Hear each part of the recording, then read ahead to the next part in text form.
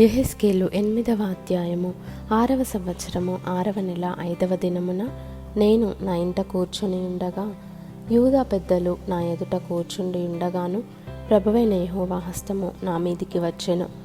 అంతట నేను చూడగా అగ్నిని పోలిన ఆకారము నాకు కనబడెను. నడుము మొదలుకొని దిగువకు అగ్నిమయమైనట్టుగాను, నడుము మొదలుకొని పైకి తేజోమయమైనట్టుగాను, కరుగుచున్న అపరంజి అయినట్టుగాను ఆయన నాకు కనబడెను.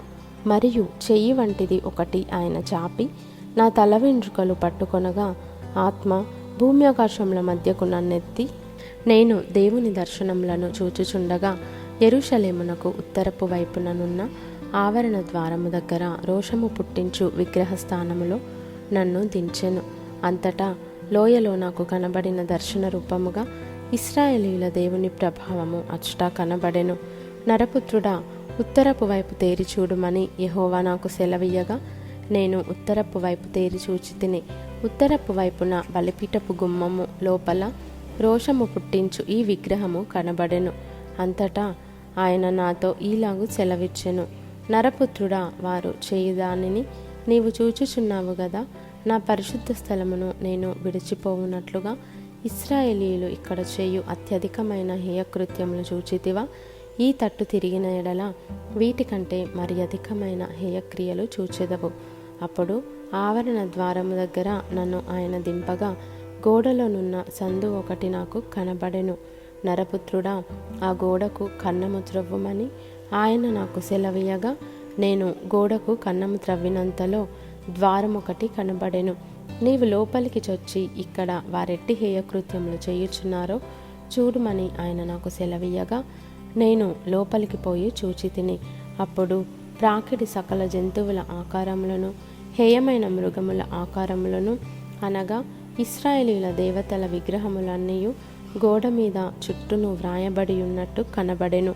మరియు ఒక్కొక్కడు తన చేతిలో ధూపార్తి పట్టుకొని, ఇశ్రాయేలీయుల పెద్దలు 70 మందియు, వారి మధ్యను షాఫాను కుమారుడైన యజన్యాయు ఆ ఆకారములకు ఎదురుగా నిలిచి ఉండగా చిక్కని మేఘము వలె ధూపవాసన ఎక్కుచుండెను.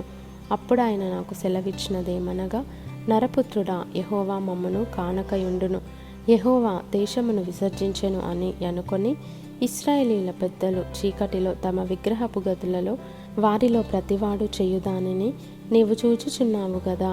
మరియు ఆయన, నీవు ఈ తట్టు తిరుగుము, వీటిని మించిన అతి హేయకృత్యములు వారు చేయుట చూతువని నాతో చెప్పి యెహోవా మందిరపు ఉత్తర ద్వారము దగ్గర నన్ను దింపగా అక్కడ స్త్రీలు కూర్చుండి తమ్మూజు దేవతను గూర్చి ఏడ్చుట చూచితిని.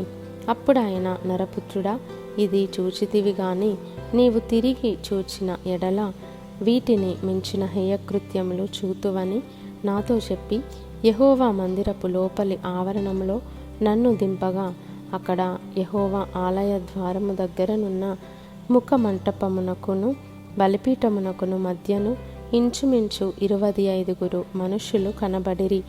వారి వీపులు యెహోవా ఆలయము తట్టును, వారి ముఖములు తూర్పు తట్టును తిరిగియుండెను. వారు తూర్పుననున్న సూర్యునికి నమస్కారము చేయుచుండిరి. అప్పుడు ఆయన నాతో ఇట్లనెను, నరపుత్రుడా, నీవు చూచితివే, యూదా వారు ఇక్కడ ఇట్టి హేయకృత్యములు జరిగించుట చాలదా? వారు దేశమును బలాత్కారముతో నింపుచు నాకు కోపము పుట్టించుదురు. తీగే ముక్కునకు పెట్టుచు మరి ఎక్కువగా నాకు కోపము పుట్టించుదురు. కాబట్టి కటాక్షము లేకయు కనికరము చూపకయు నేను నా క్రోధము నగుపర్చి వారు నా చెవులలో ఎంత బిగ్గరగా మొరపెట్టినను నేను ఆలకింపకుందును.